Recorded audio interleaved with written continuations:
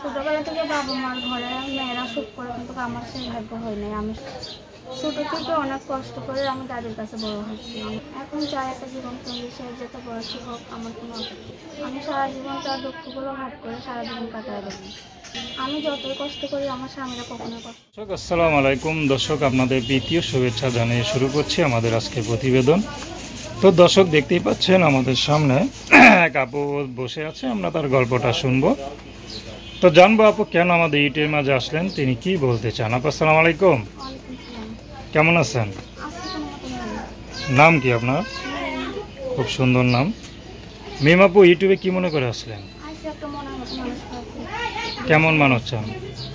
ভালোবাসা করবে না, বিয়ে করতে পারবে আচ্ছা, বিয়ে শাদী হয় নাই? না। পরিবারে কে কে আছে? দাদি আর আমি। দাদি আর আপনি আছেন? ছোটবেলায় বাবা মা চলে গেছে, বাবা বিয়ে করে না, মাও বিয়ে বসে গেছে। চেহারা দেখলে তো ভালোই মনে হচ্ছে, মনে সুন্দরী হবে। নিজনে কি মাস্ক পরে আসছেন নাকি? ভাই আমি একজনকে দেখাতে চাই যে আমার বিয়ে সাথে করবে, আমি স্বামী হবে, তারাই দেখাতে চাই। ছোট থেকে কার কাছে বড় হয়েছেন? আমার দাদির কাছে। আচ্ছা, তো বেশি মানে আরাম হয়ে বড় হন নাই? না, অনেক কষ্ট হয়েছে। তো অনেক মেয়েরা তো ছোট থেকে বাপ মার ঘরে বড় হয়, অনেক আরামে বড় হয়, আপনি সে আরামটা পান নাই নাকি? আমি পারিনি। তো এখন বিয়ের পর যদি একটা স্বামীর ঘর পান, তাহলে কি সে স্বামীর ঘরের দুঃখ কষ্ট নিজে ভাগ করে নিয়ে সামনে জীবনটা কাটাতে পারবেন? হ্যাঁ ভাইয়া পারবো। পড়াশোনা করছেন? না ভাই, এখন তো বলছেন, তারপরে করবেন টাকার জন্য। ইচ্ছা ছিল? অনেক ইচ্ছে ছিল।